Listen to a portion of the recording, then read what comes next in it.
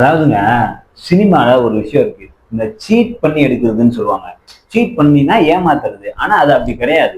அந்த சீன் நம்மளால வைக்க முடியலன்னா, அந்த சீன் நடந்ததா பேசிக்கிருவாங்க. டயலாக்லயே டெலிவரி பண்ணிட்டு போயிடுவாங்க. அத ஒரு அட்வான்டேஜ் தான் சினிமாக்கு. ஆனா அந்த அட்வான்டேஜே படம் ஃபுல்லா இருந்தா எப்படி இருக்கும்? ஒரு சீட் பண்றதுன்னு முடிவு பண்ணா, இப்படியா சீட் பண்றது?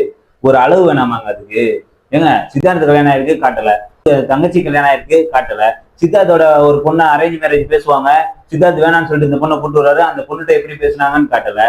ஏங்க, படத்தோட ஹைலைட்டே அந்த பொண்ணு தங்கச்சி, சித்தார்த்தோட தங்கச்சி புருஷனை அடிச்சிருவான். அந்த அடிச்ச சீனை கூட காட்டல. இந்த மாதிரி எந்த சீனையுமே காட்டாம எல்லாத்தையும் நாமளா புரிஞ்சுக்கணும். சில வாரங்களுக்கு பிறகு, சில மாசங்களுக்கு பிறகு திடீர்னு டேட்டை போட்டுறது. இப்படியே டிராவல் பண்ணா இது எங்களை ஏமாத்தணும்னு நினைச்சு பண்றீங்களா, இல்ல உங்களை நீங்களே ஏமாத்திக்கிறீங்களா அப்படின்னு தெரியல. இவ்வளவு செலவு பண்ணி படம் எடுத்திருக்கீங்க, ஒரு கல்யாண விஷயம் கூட வைக்க முடியலன்னா அப்புறம் எப்படிங்க நாங்க படத்தோட கனெக்ட் ஆக முடியும்?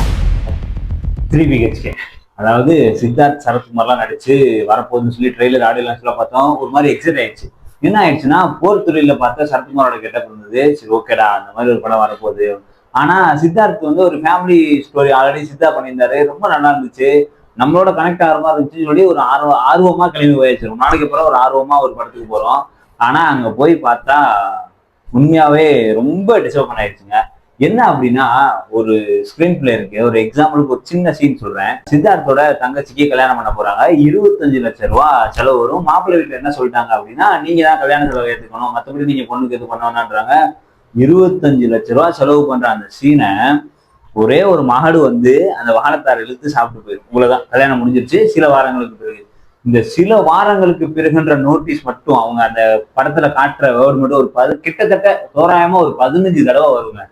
படம் 2007 இருந்து 2027 வரையும் நடக்குது. சும்மா ஜவ்வா இழு இழு இழு இழு இழு இழுத்து நம்ம ஆக்சுவலா மிடில் கிளாஸ் எல்லாருமே என்ன பண்ணுவோம்னா, வீடு கட்டணும்ன்ற ஆசை எல்லாத்துக்குமே இருக்கும்.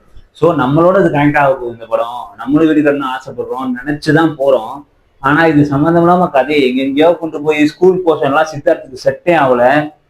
மீச தாடி இல்லாம அது ஆர்டிபிஷியலா. ஏன், படம் ஃபுல்லாவே எல்லாருமே நடிச்ச மாதிரியே இருந்துச்சு. ஒரு சீன் கூட நம்ம கேரக்டரோட கனெக்ட் ஆக முடியல.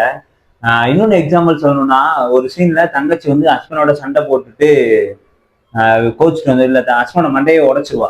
இந்த சீனை கூட விஷுவலா காட்டலைங்க. படத்துல எந்த சீனையுமே விஷுவலா காட்டல. அவ டைலாக்ல டெலிவரி பண்றா. பாவம், அந்த பொண்ணு குட் நைட் படத்தோட ஹீரோயின் இருக்காங்களா, அவங்க மட்டும்தான் படத்துல ஒருத்தபுலா நடிச்சிருக்காங்க. தவிர சித்தார்த்தும் சரி, சரத்குமார் சார் சரி, நடிச்ச மாதிரி தான் இருக்கு படம். அந்த ஒரு எப்படி சொல்ற, ரியாலிட்டியான ஒரு மைண்ட் தாட்லயே நம்மளால கொண்டு போக முடியல. அந்த கதையில நடக்கிறது உண்மையாவே ஒரு ஸ்கிரீன்ல ஒருத்தவங்க நடிச்சிட்டு இருக்காங்க. அந்த ஃபேமிலியை நம்ம பார்த்துக்கிட்டு இருக்கோன்ற ஃபீல் கண்டிப்பா இருந்துகிட்டே இருக்க தவிர, ஒரு சீன்ல கூட அவனுக்கு கஷ்டமா இருக்கு, நம்ம கஷ்டப்படணும், நம்ம ஃபீல் பண்ணணும் அப்படிலாம் கிடையவே கிடையாது. படம் ரொம்ப மோசமா இருக்குங்க. சித்தார்த் சார், நீங்க நாங்க நிறைய முன்னாடி உள்ள படங்கள்லாம் எஃபர்ட் போடுறீங்க, வைக்கிறீங்க. இந்த படத்துக்கும் நிறைய எஃபர்ட் போட்டிருக்கீங்க. ஆனா ஒரு ஸ்கிரீன் பிளேவா கொஞ்சமாவது அதுக்கு மெனக்கிட்டு பண்ணீங்கன்னா கொஞ்சம் நல்லா இருக்கும். சரத்குமார் தேவயானினே நமக்கு டக்கு ஞாபகம் வர்றதுங்க. உண்மையாவே சூரியவம்சம் படத்துல அந்த அந்த ஒரு வைப்புல தாங்க நான் கிளம்பி போனதே. ஆனா அது எல்லாத்தையும் தம்சம் பண்ணி துவச்சு கட்டி தேவயானி மேம் தேவையான்ற அளவுக்கு தாங்க இருக்காங்க.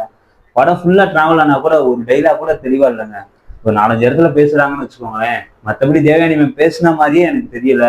நல்லா 2007 இருந்து 27 வரைக்கும் 20 வருஷமா அவங்க அப்ப இருந்து இந்த வயசாகுது நிறைய டை அடிக்கிறது, ஒயிட்டா தலை ஒயிட்டா மாறுறது, இந்த ஒரு விஷுவலேஷன் வேணா நல்லா இருக்குமே தவிர ஏதாவது வேற எதுவும் படத்துல ஒருத்தா இல்லைங்க. ஒரு பாட்டு இல்ல, ஒரு பிஜிஎம் இல்ல, எல்லாம் இருக்கு. ஆனா ஏன் இருக்குன்னு தெரியல. வேற படத்துல இருந்து எடுத்து போட்ட மாதிரி அப்படியே தெரியுது. ரொம்ப மோசமா இருக்கு, மன உளைச்சலா இருக்கு.